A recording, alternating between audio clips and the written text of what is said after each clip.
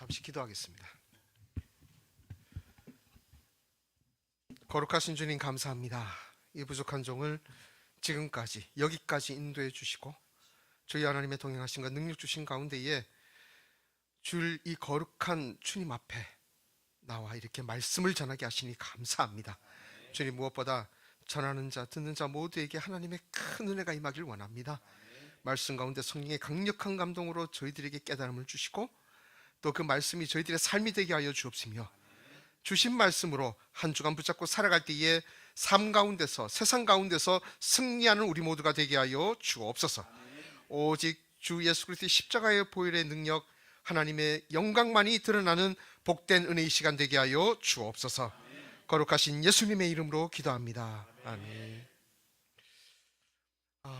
여기까지 인도해 주신 하나님께 정말 감사의 그 고백을 먼저 올려드립니다. 그리고 청빙 위원들 비롯한 우리 당의 원도 장로님들과 그리고 모든 성도님들께 특별히 더 감사의 말씀 드립니다. 제가 아침에 이제 오늘 이 예배를 위해서 이제 아내하고 잠시 같이 호텔에서 기도를 하고 왔습니다. 근데 그 기도할 때 하나님께서 이 교회, 이 목포 겨자씨 교회를 향한 하나님의 어떤 특별한 감동을 주셨는데요. 지금은 목자가 없고 또 많이 미약해 보이고 또 많이 어려운 가운데 있다 할지라도 하나님이 함께 하신다. 여호와 하나님이 함께 하시는 교회이기에 이제 앞으로 부흥할 일만 남았다라는 겁니다. 여러분, 제가 어제 또 호텔이 저기 신도심 쪽에 있더라고요. 제가 이제 목포는 두 번째 오는데 그 신도심 쪽에 있다가 구도심으로 오면서 또 장로님께서 설명을 해주셨어요. 여기는 뭐 거기보다 이제 덜 발전되고 이런 얘기를 하시더라고요. 물론 인간의 눈으로 봤을 때는, 사람의 눈으로 봤을 때는 여기가 구도심이고 발전이 더디고 사람이 많이 빠져나갔다 할지라도 나아가서 목포시가 예전만큼 또 그렇게 번창하지 못하고 여러모로 어려움이 있다 할지라도 하나님이 함께 하시면 그 모든 것들은 장애가 되지 않고 걸림이 되지 않는다는 것 꼭 기억하시기 바랍니다. 여러분, 우리 각자가 이것을 마음에 품고 교회 부흥에서 기도하면 지금은 미약하고 빛이 안 보이고 길이 안 보인다 할지라도요, 하나님이 이곳에 임하시고 하나님이 불러 모으시면 분명히 부흥이 다시 이루어질 줄로 믿습니다. 저는 우리 목포 겨자씨 교회 모든 성도들이 이 믿음이 있기를 바라고요. 이 믿음이 있을 때 교회가 외적으로 부흥할 뿐만 아니라 여러분 각자의 심령이 더 큰 은혜를 받고, 이번에 26년도 제목이 보니까 그렇더라고요. 성령으로 새로워지는 교회. 여러분, 우리의 심령이 새로워지고 더 변화와 부흥을 경험해서 가정과 삶이 더 나아지고 회복되고 변화받는 그 은혜가, 그 놀라운 부흥의 역사가 여러분 각자의 심령과 가정 가운데 임하게 될 줄로 믿습니다. 여러분, 그게 진짜 부흥이에요. 그리고 그 부흥 여러분의 것입니다. 뭐 저기 목포 사랑의 교회나 뭐 큰 교회 꼭 아니에요. 그 교회는 그 교회 분량이 있어서 이미 다 받았고, 이미 솔직히 말씀드리면 끝났습니다. 다 받았어요. 이제 여러분들 것만 남았어요. 믿으시기 바랍니다. 한 목사님 부부 이야기로 오늘 말씀을 시작하려고 합니다. 한 목사님 부부가 있었습니다. 목사님은 탁월한 설교가 부흥가로 지역에서 아주 하나님의 나라 확장에 힘쓰던 분이셨어요. 근데 이 목사님 부부에게 한 가지 큰 십자가가 있었습니다. 뭐냐니까 결혼한 지 10년이 다 되도록 아이가 없었다는 겁니다. 목회자에게 자녀가 없다. 이건 참 심각한, 정말 중대한 문제가 아닐 수가 없을 것 같습니다. 한 번은 사모님이 이런 얘기를 들었어요. 성도들 이제 입을 통해서 돌고 돌아서 이제 그 사모님께 들어오게 된 거죠. 뭐냐니까 이겁니다. 저 목사님한테 주례를 받으면 신혼부부가 애가 안 들어선대. 그 목사님이 이제 주례도 많이 하시는 분이셨거든요. 근데 성도들 입을 통해서 돌고 돌아가지고 사모님께 이런 얘기가 들어오게 된 겁니다. 여러분 어떻습니까? 참 기가 찰 노릇 아니겠습니까? 좀 황당하죠. 여러분, 생명의 주관자 하나님이신데 주례자의 관계 없습니다. 예, 이거는 상식이고 예, 당연한 거 아니겠어요? 아니, 그런데 그 말을 듣고는 이제 고민이 되는 거예요. 야, 이 상태로는 진짜 목회하기 힘들겠다, 안 되겠다 결단을 했습니다. 그래서 6개월 동안 그 부부가 매일 한 끼를 금식하면서 하나님 앞에 자녀 문제로 임신을 위해서 기도하기 시작했습니다. 그리고 한 달 정도가 지났습니다. 어떤 일이 벌어졌을까요? 사모님이 갑자기 검붉은 피를 하혈하신 거예요. 사모님 몸에 변화가 일어난 겁니다. 여러분, 그때 이후로 사모님이 임신을 하셨어요. 아유, 정말 감사하죠. 그리고 놀라운 것은 2년이 지나서 또 딸을 임신하고 1년이 지나서 또 아들을 임신하고 3년 동안에 하나님께서 10년 동안 안 주시다가 3년 동안에 갑자기 자녀 3명을 왕창 주신 겁니다. 참 우리 주님 놀라우신 분이죠. 그리고 그 첫째로 주신 아들을 이 부부는 하나님 앞에 바쳤어요. 주님 주신 아들이니까 주님의 종으로 키우겠습니다. 그렇게 결단하고 이 아들을 계속해서 하나님의 종으로 거룩하게 잘 키웠습니다. 그리고 50년이라는 세월이 지났습니다. 여러분, 그 아들이 부부의 소원 그대로 목사가 돼서 하나님의 종으로 하나님의 일을 계속해서 하고 있습니다. 그리고 그 사람이 아마도 그 목사님께서 지금 어느 교회 가서 똑같이 설교를 하고 계시겠죠. 여러분, 그 교회가 어딜까요? 맞습니다. 바로 목포 겨자씨 교회입니다. 맞습니다. 바로 저희 이야기고요. 저희 부모님 이야기입니다. 제가 이름이 김삼열이잖아요. 그래서 저희 부모님께서는 저를 사무엘이라고 이름을 붙였어요. 사무엘. 여러분, 사무엘이 어떤 사람이죠? 아이를 가지지 못하던 한나가 기도로 하나님 앞에 임신해서 출산해서 얻은 아들, 그 아들이 사무엘입니다. 저는 처음에 계속 아버지께서 저를 사무엘이라고 부르고 이름을 삼열이라고 계속 지어서 부르시길래 어렸을 때는요, 그 이름이 되게 촌스럽게 느껴지더라고요. 주변 친구들은 1열아, 2열아, 3열아, 4열아 계속해서 놀리고, 야, 이게 뭘까? 왜 이렇게 이름이 촌스럽나 했더니 그게 의미가 큰 이름이더라고요. 뭐냐니까 삼열이라는 이름이 사무엘을 계속해서 빨리 발음하다 보면 어떻게 되죠? 사무엘, 사무엘, 사무엘, 사무엘, 사무엘, 사무엘, 삼열, 어느 순간 그렇게 바뀌잖아요. 그래서 사무엘을 한글로 바꾼 이름이 삼열이라는 겁니다. 제가 그래서 김삼열이라는 이름을 가지고 지금까지 이렇게 사역을 하고 있는 거예요. 정말 태중에서부터 그리고 지금까지 돌이켜보건대 하나님께서 기적적으로 사무엘이 태어난 것처럼 기적적으로 저를 이 땅에 태어나게 하셨고요, 태중에서부터 하나님께서 성령으로 함께 하셨고, 그리고 지금까지 50년의 세월 동안 하나님께서 저의 삶을 인도하고 계셨다라는 겁니다. 처음에는 몰랐어요. 그런데 목회를 하면서 하나님을 더 깊이 알아가면 알아갈수록 이걸 깨닫게 되더라고요. 하나님의 은혜구나. 내가 지금 나된 것, 여기 있는 것, 내가 가정을 이루면서 나의 사랑하는 아내와 2 아이들과 함께 살아가고 있는 것, 이 모든 게 하나님의 은혜구나. 오늘 본문에 여호와 나의 목자 제목으로 여러분한테 말씀을 전하고 있습니다. 오늘 본문의 제목을 빌어서 이렇게 표현할 수 있을 것 같아요. 바로 목자의 은혜다라고 말이죠. 맞습니다. 목자의 은혜. 저는 태중에서부터 그리고 지난 50년의 세월 동안 그 목자의 은혜 가운데 목자 되신 하나님의 인도하심을 받고 계속해서 살아오고 있습니다. 아마 여러분도 마찬가지일 겁니다.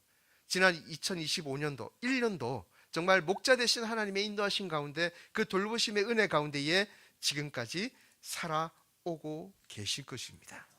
바라고 원하기는 26년도에도 여러분을 인도하셨던 그 하나님 목자의 은혜가 26년도에 더 풍성하게 임하는 그런 축복의 한 해가 될 수 있기를 주님의 이름으로 소원합니다. 자, 그러면 그 은혜를 누리기 위해서는요, 2가지의 신앙 고백이 필요합니다. 그 신앙 고백 오늘 잠시 나누고자 합니다. 첫 번째, 같이 한번 따라 하시겠습니다. 주님은 나의 그리스도이십니다. 주님은 나의 그리스도 구세주이십니다. 이 고백이 첫 번째 신앙 고백입니다. 다윗은 평생에 하나님의 은혜로 살아온 사람이었습니다. 그도 한때 목자였기 때문에 바로 그 목자의 은혜, 하나님의 은혜가 무엇인지 너무나도 잘 알고 있었습니다. 여러분, 양을 생각해 보십시오. 다윗도 양을 쳤습니다, 한때. 그래서 그 양의 특징을 잘 알고 있었어요. 양이 무기가 있나요? 없죠. 날카로운 이빨 없습니다. 날카로운 발톱 없습니다. 그렇다고 해서 무는 힘이나 다리의 힘 있나요? 없습니다. 힘이 없고 무기도 없어요. 그래서 야생동물이 이렇게 나타났을 때는 싸우기는커녕 일단은 도망을 쳐야 됩니다. 그런데 빨리 달리나요? 양이 빨리 달린다는 얘기 들어보셨어요? 보통 빨리 달린다 그러면 말한테 쓰죠. 말은 빨리 달립니다. 하지만 양은 빨리 달리지 못해요. 무기도 없고요, 힘도 없고요, 달릴 능력도 없습니다. 그렇다고 해서 눈이라도 좀 좋으면 도망칠 구석을 찾아서 잘 가겠는데 양이 시력도 나빠요. 여러분, 그 양치는 개 있죠. 강아지 브로콜리가 보통 그렇게 쓰이는데 그 브로콜리가 양을 이렇게 모으는 장면 여러분 영상에서 자주 보셨지 않습니까? 그거 보시면 어떻습니까? 양들이 잘 뛰어다니잖아요. 그리고 개가 모는 대로 잘 따라다니지 않습니까? 여러분, 그게 이유가 있더라고요. 양의 시력이 너무 나빠서 옆에 계속해서 자기를 몰고 뛰어다니는 개가 목자인 줄 알고, 목동인 줄 알고 착각해서 그 개를 계속해서 따라다닌다는 겁니다. 그 정도로 양의 시력이 나빠요. 양은 살기 위해서 전적으로 목자만 바라보고 의지해야 되는 존재인 겁니다. 한마디로 목자의 은혜가 없으면 살아갈 수 없는 존재, 바로 그 존재가 양입니다. 여러분, 다윗이 그러했습니다. 18의 이상을 철천지 원수인 사울에게 쫓겨다녔고요, 블레셋의 주적으로 평생을 이스라엘을 떠날 때면 계속해서 항상 신변의 위협을 느껴야만 했습니다. 거기다 아들 압살롬의 반역으로 왕자에서 쫓겨나서 처량하게 목숨을 부지해야 하는 상황에 몰리기까지 했습니다. 그는 젊었을 때, 그리고 나이 들어서 노년에 이르기까지 하나님의 은혜가 아니면 살 수 없는 그런 상황에 처했던 겁니다. 여러분, 이런 의미에서 우리가 읽은 이 1절에 내게 부족함이 없으리로다 라는 표현은요, 우리에게 더 깊이 다가옵니다. 1절 다시 한번 읽도록 하겠습니다. 1절 같이 읽습니다. 여호와는 나의 목자시니 없으리로다. 아멘. 자, 우리는 부족함이 없다라고 하면 보통 어쩔 때 씁니까? 먹을 게 넘쳐날 때. 냉장고 문을 열었는데 위에서부터 아래까지 꽉 차서 도저히 더 담을 수가 없을 만큼 넉넉하게 보일 때, 바로 그럴 때 우리는 부족함이 없다라는 표현을 많이 씁니다. 하지만 여러분, 다윗이 1절에서 내게 부족함이 없으리로다라고 표현을 했을 때는요, 그 의미를 뛰어넘습니다. 생각해 보세요. 제가 앞부분에서 말씀드렸지 않습니까? 방금 평생에 신변의 위험을 계속해서 몰리면서 자기가 어디를 나가든 자기에게 언제든지 화살이 날아올 수 있고, 암살자가 자기를 죽이려고 저 어두컴컴한 곳에서 숨어서 자기를 노리고 있을지 모른다는 바로 그런 상황을 그는 평생에 살았던 인물이라는 겁니다. 자, 이걸 생각해 볼 때 부족함이 없다는 것은요, 바로 이런 의미예요. 죽음으로부터 구원받는 것에 어려움이 없다라는 의미입니다. 넉넉하게 구원받을 수 있다라는 거예요. 넉넉하게 살아남을 수 있다라는 의미인 겁니다. 단순히 먹고 사는 문제가 아니라 생명과 죽음에 관한 문제, 바로 그 의미에서 그는 부족함이 없다라고 고백을 하고 있는 거예요. 그렇습니다. 그래서 여호와는 나의 목자시니 내게 부족함이 없으리로다라는 이 고백은요, 이런 의미예요. 주님 때문에 나는 살았습니다. 주님이 나의 구원자이십니다. 주님 때문에 나는 넉넉하게 살아남을 수 있었습니다. 그래서 3절, 내 영혼을 소생시키시고 자기 이름을 위하여 의의 길로 인도하시는도다 라는 바로 이 표현은요, 바로 이런 의미예요. 지치고 너무 힘들어서 정말 피곤해서 죽을 것만 같은 나를 하나님께서 은혜 가운데 살리시고 회복시키셔서 끝까지 구원의 길로 인도하여 주십니다. 바로 이런 의미인 겁니다. 성도 여러분, 우리는 여기서 놀라운 표현을 하나 보게 됩니다. 바로 자기 이름을 위하여라는 표현이에요. 자기 이름을 위하여. 여러분, 이름, 이 구약 성경에서 하나님의 이름이 의미하는 바는요, 다른 게 아니라 바로 하나님의 영광입니다. 이름이 뭐라고요? 영광이에요. 하나님의 영광이에요. 자, 그러면 자기 이름을 위하여 의의 길로 인도하시는도다라는 것은 이런 의미입니다. 하나님께서 다윗을 구원하시되 당신의 영광을 위해서 반드시 구원을 이루어내신다라는 의미예요. 하나님의 이름이 달려 있습니다. 하나님의 영광에 걸려 있는 문제예요. 이런 걸 하나님께서 대충 하시겠습니까? 여러분 생각해 보세요. 우리가 우리의 이름을 걸고 뭔 거래를 맺고 약속을 할 때 여러분 어떻습니까? 반드시 지키려고 하잖아요. 여러분의 명성과 명예가 떨어지는 거 여러분 견딜 수가 없잖아요. 용납이 되십니까? 안 되시죠? 마찬가지입니다. 오히려 하나님은 더 하신 거예요. 하나님은 당신의 이름과 그 영광을 하나님께서 끝까지 지키기 위해서 반드시 다윗을 구원하실 것이라는 겁니다. 다윗에게는요, 이 믿음이 있었어요. 주님이 나와 함께 하시기에 지금은 너무나도 비천하고 궁핍하며 가진 것 없고 별 볼 일 없고 왕도 못 되고 왕이 못 되는 건 둘째치고 나가기만 하면 암살자에게 언제 죽임을 당할까 노심초사하면서 전전긍긍대는 바로 그런 삶을 살아가고 있지만 하나님이 당신의 이름을 위해서 하나님의 영광을 위해서 반드시 끝까지 구원을 이루어 내실 것입니다. 나는 살아남을 것입니다. 나는 하나님 앞에 더욱더 높임을 받을 것입니다. 바로 이 믿음을 다윗은 가지고 있었다라는 거예요. 그래서 6절에서 이렇게 고백할 수 있었던 겁니다. 6절 하반절은 이렇게 고백하죠. 내가 여호와의 집에 영원히 살리로다. 여러분, 이 고백이 그냥 나온 거 아니에요. 집은 하나님이 계신 곳입니다. 따라서 이 말은 이렇게 이해할 수 있어요. 나는 영원히 하나님과 함께 할 것입니다. 나는 영원히 하나님의 집에 거할 것입니다. 나는 지금 부족하고 가진 것이 없지만 하나님 당신의 영광을 위해서 반드시 나와 함께 영원히 하실 것입니다. 사랑하는 우리 목포 겨자씨 교회 성도 여러분, 다윗은요 미래적 소망으로 믿음으로 이 고백을 하고 있습니다. 이 고백을 할 때 그는 이 고백 그대로 하나님의 구원을 그대로 다 이미 이룬 것 아니었어요. 미래적 소망이죠. 믿음으로 고백하고 있는 겁니다. 하지만 우리는 어떻습니까? 저와 여러분은 이미 구원을 받은 사람들이죠. 이미 구원을 받았어요. 누구 때문에요? 우리 주 예수 그리스도 때문입니다. 그래서 6절의 다윗의 고백처럼요, 우리는 이렇게 고백할 수 있는 겁니다. 나는 예수님 때문에 성령 하나님과 함께하고 있습니다. 나는 예수님 때문에 여호와의 집에, 저 천국에, 이 땅에서 죽어서 생명을 다하고 죽어서라도 하나님의 집에, 천국에 영원히 함께 할 것입니다. 6절의 다윗의 고백이 이렇게 나의 고백이 될 수 있는 겁니다.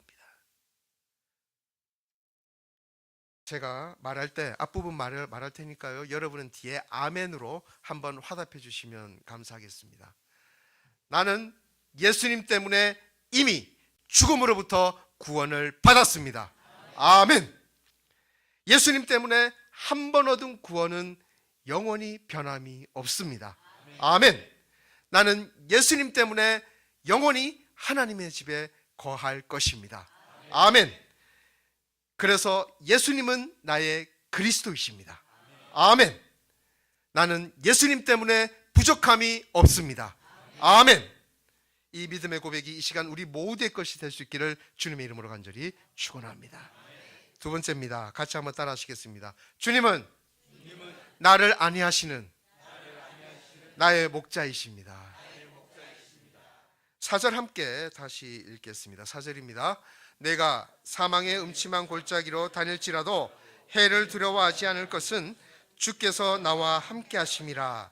주의 지팡이와 막대기가 나를 안위하시나이다. 아멘. 개역개정 성경 4절을 본문은 이렇게 고백하죠. 주의 지팡이와 막대기가 나를 아니하시나이다라고 말이죠. 여기서 아니하시나이다. 제가 어렸을 때는, 성경을 잘 모를 때는 이 표현이 이렇게 썩 쉽게 다가오지가 않더라고요. 왠지 표현이 좀 어렵게 느껴지지 않습니까? 근데 이 아니하신다라는 표현이 어떤 의미냐면요, 안심시키다, 편안하게 하다는 뜻이에요. 자, 이런 의미로 보면 우리는 본문을 이렇게 다시 읽을 수 있는 겁니다. 주의 지팡이와 막대기가 나를 안심시키나이다. 주의 지팡이와 막대기만 봐도 나는 안심하고 평안하게 됩니다. 내 마음이 평안해집니다. 라는 바로 그런 의미인 겁니다. 광야의 목자는 이 지팡이와 막대기를 항상 가지고 다녔습니다. 목자는 지팡이로요, 양떼 무리 중에서 이렇게 처지고 이탈하는 양들 있죠? 그런 양들을 쳐서 계속해서 몰아오는 그런 용도로 지팡이를 썼고요. 그리고 양떼를 공격하는 야생 짐승들이 간혹 있습니다. 바로 그 짐승들을 몰아내기 위해서, 물리치기 위해서 막대기를 사용했습니다. 한마디로 이 지팡이와 막대기는 광야의 목자에게는 없어서는 안 되는 가장 중요한 도구고 수단이었던 거죠. 모르긴 해도요, 양떼를 치러 나갈 때면 아마 이 다윗은 자신의 먹을거리, 간식보다도 이 지팡이와 막대기를 먼저 찾았을 것입니다. 아마 막대기를 차고만 있어도 그는 안심이 되었을 거고요. 손에 쥐고 있는 지팡이만 봐도 그는 마음속이 그냥 자기도 모르는 사이에 평안해졌을 것입니다. 이 지팡이와 막대기로 양들뿐만 아니라 자신의 안위도 지킬 수 있었기 때문이에요. 오늘 본문의 다윗은요, 바로 이 주님의 지팡이와 막대기를 바라보고 있습니다. 목자가 자신의 지팡이와 막대기로 양들과 함께 하듯이 주님 역시 자신의 지팡이와 막대기로 다윗 그와 함께하고 계시기 때문입니다. 주님이 다윗 그와 항상 함께 하시기에 다윗은 결코 두렵지 않았습니다. 사망의 음침한 골짜기, 이게 어떤 의미냐면요, 원문을 보니까 이런 의미예요. 정말 어두운 골짜기, 칠흑같이 어두운 골짜기라는 의미입니다. 여러분, 골짜기를 지나가는데 저 위에서 어두운 곳에서요, 누군가가 자기를 기다리고 지나가기를 기다리면서 화살로 자기를 죽이려고 매복하고 있다고 생각해 보십시오. 누구나도 두렵죠.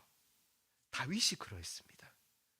사망의 음침한 골짜기, 그 어두운 골짜기를 지날 때라도 그는 자신과 함께하고 있는 주님, 그 주님을 믿음의 눈으로 바라보고 주님의 지팡이와 막대기를 믿음으로 느꼈기 때문에 그는 결코 두렵지 않고 평안하게 사망의 음침한 골짜기도 지나갈 수 있었던 거예요. 미국 샌프란시스코, 아마 갔다 오신 분들도 좀 있으실 겁니다. 저는 가보지 못했는데요, 사진하고 영상으로만 계속 봤었죠. 바로 뭐냐면 금문교라는 달입니다. 골든게이트라고 불리는 달이죠.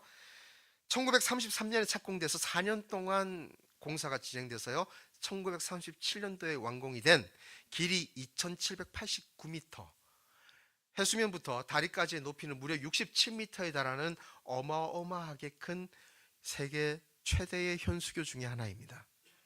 67m라고 하니까 별로 감흥이 없으신 것 같아요. 67m 숫자만 들으면 잘 이렇게 와닿지 않으시죠? 비교해서 말씀드리면 이 정도입니다. 뭐냐면 요즘 신축 아파트 20층에서 22층 정도의 높이에 해당되는 그런 높이예요. 그게 얼마나 높은지, 여러분, 미국의 항공모함 큰 거 있지 않습니까? 큰 항공모함도요, 그 밑을 그대로 지나다닐 수 있을 정도라고 해요. 그러니까 어마어마하게 큰 거죠. 자, 그런데 이 공사 기간 4년 동안에 이렇게 큰 현수교를 짓다 보니까 문제가 발생하게 됩니다. 뭐냐니까요? 위에서 공사하다가 사람들이 밑에 떨어져 바다에 빠져서 죽는 거예요. 뭐 물에 빠지면 구하면 되지 않겠느냐고 쉽게 생각하실 수도 있겠지만 높이가 67m나 되고요. 거기다가 문제는 그 샌프란시스코 만 입구가 조류가 너무 거세서 물에 한번 빠지면요, 그 안에서 살아나기가 정말 어렵다고 합니다. 그렇게 해서 공사가 시작되고 무려 11명이나 물에 빠져 죽기 시작했습니다. 조셉 스트라우스라는 사람이 바로 이 건축을 담당했는데 이 사람이 고민이 되는 거예요.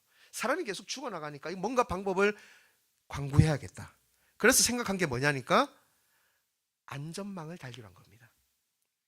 폭이 무려 18m나 되는 엄청나게 길고 넓은 그물을 다리 공사하는 기간 내내 처음부터 끝까지 쫙 깔아버린 거예요. 여러분, 그러고 어떻게 되었을까요? 19명이나 되는 사람이 목숨을 건질 수 있었습니다.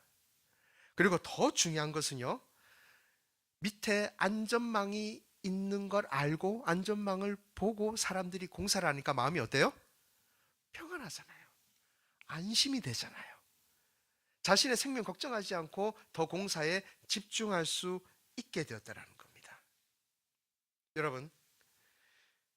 여러분 각자가 지금 어떤 상황에 처해 있는지 저는 알지 못합니다.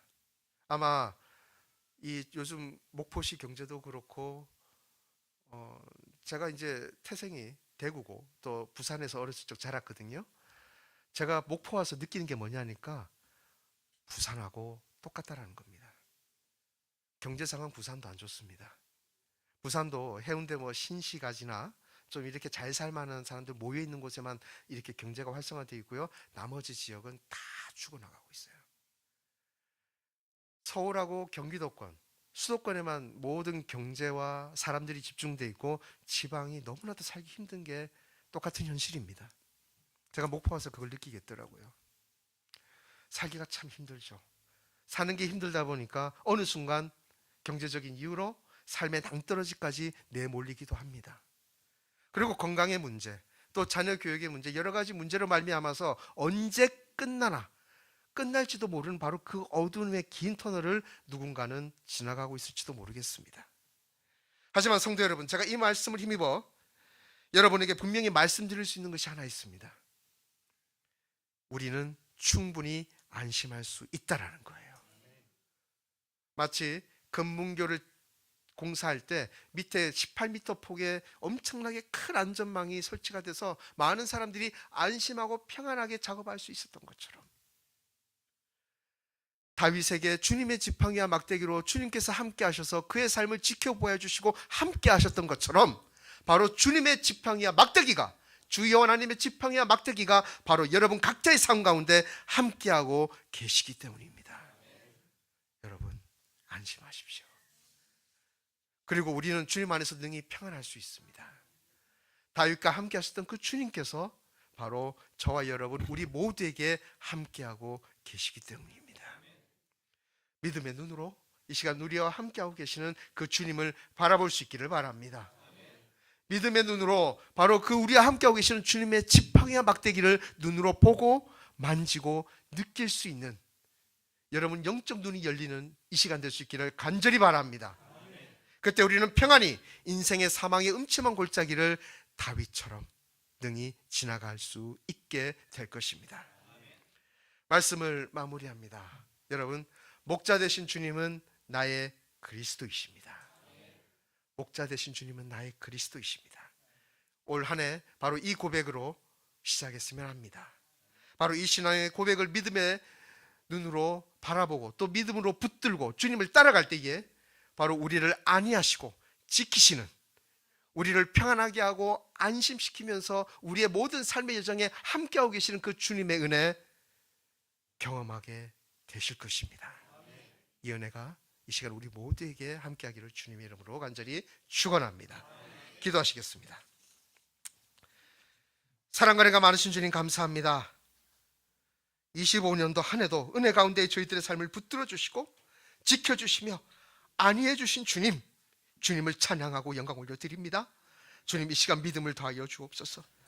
다윗과 함께 하시고 마치 샌프란시스코 금융교를 공사할 때 안전망이 되어 안전망으로 모든 공사인부를 함께하고 지켜보아여 줬던 바로 그 안전망처럼 주 하나님 아버지께서 저희들의 삶과 함께하여 주시고 저희들을 지켜보아여 주시며 안위해 주시는 역사 올 한 해 있기를 간절히 원합니다. 그러므로 이 사망의 어두운 정말 음침한 골짜기를 지날 때 주님을 믿음으로 바라보고 믿음으로 끝까지 승리하여 안전하게 모든 골짜기를, 모든 긴 어둠의 터널을 능히 통과하고 승리하는 우리 모두가 되게 하여 주옵소서. 올 한 해 믿음으로 승리하여 아버지께 정말 연말에 돌이켜보건대 모든 것이 하나님의 은혜요, 하나님의 지켜주시고 안위하시는 은혜로 지금까지 살아왔습니다. 라고 돌이켜볼 때 고백하고 아버지께 영광 올려드릴 수 있는 우리 모두의 삶이 되게 하여 주옵소서. 거룩하신 예수님의 이름으로 축복하며 기도합니다. 아멘.